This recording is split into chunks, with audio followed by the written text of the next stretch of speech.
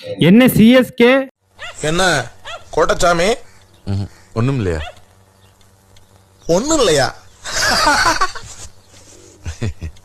அடி பலம் போல, இந்த வாட்டி கொஞ்சம் அடி கொஞ்சம் கூடுதல் போல. நண்பர்களே வேற ஒன்றும் இல்லை, என்னடாச்சுன்னா ஒரு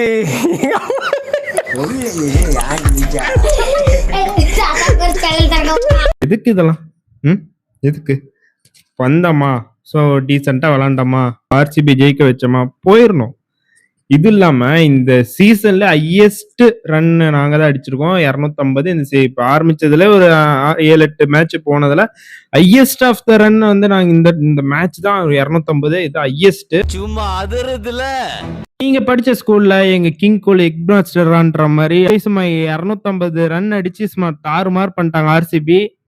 வேற வழி இல்லாம முந்தா நேரத்து பிட் பாக்கெட்ல அடிச்சு ஒரு அசிங்கமாயி போச்சு குமார். ஆல்ரெடி நான் ப்ரிவியூல வந்து சொல்லியிருப்பேன், அதாவது நம்ம சிஎஸ்கே டிஃபெண்ட் பண்ணோம்னா ஒரு 250 220க்கு மேல அடிச்சாலே சேஸ் பண்ண முடியாது அப்படின்றது ஆல்ரெடி ப்ரிவியூல வந்து சொல்லியிருப்பேன். அதை பார்க்கல அப்படின்னா இங்க கீழே வந்து நான் கொடுக்குறேன் பாருங்க.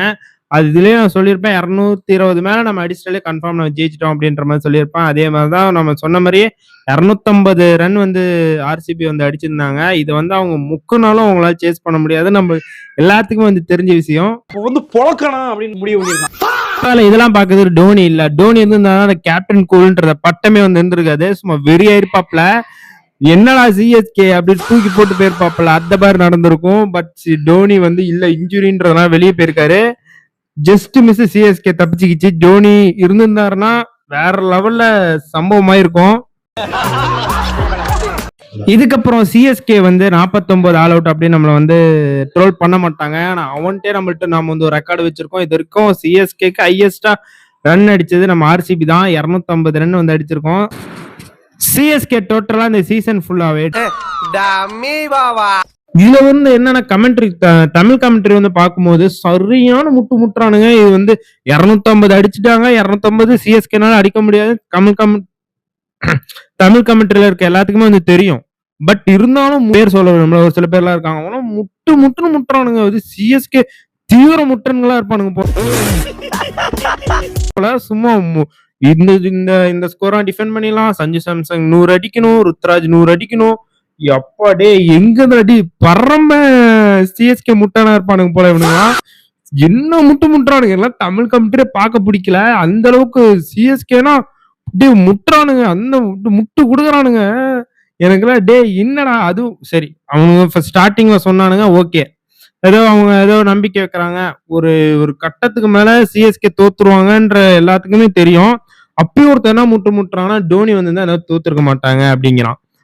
டேய் டோனி வந்திருந்தாலும் இந்த இடத்துல 250 அவங்க டிஃபெண்ட் பண்ணிருக்க முடியாது. ஏன்னா அவங்கள்ட்ட அந்த அளவுக்கு பவுலர்ஸ் இல்ல, டிஃபெண்ட் பண்ற அளவுக்கு பவுலர்ஸ் இல்ல.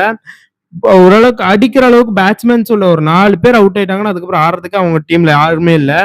அதாவது நம்ம டீம் டேவிட்லாம் ட்விஸ்ட் மேல ட்விஸ்ட், ஒரு அவுட் ஆயிருவாருன்னு நினைச்சேன். நான் அவுட்டுன்னா ஒரு நிமிஷம் ஒரு சேட் ஆயிட்டேன். டக்குன்னு பார்த்தா நோ பால், சரியான ட்விஸ்ட். நான்லாம் எதிர்பார்க்கவே இல்லை.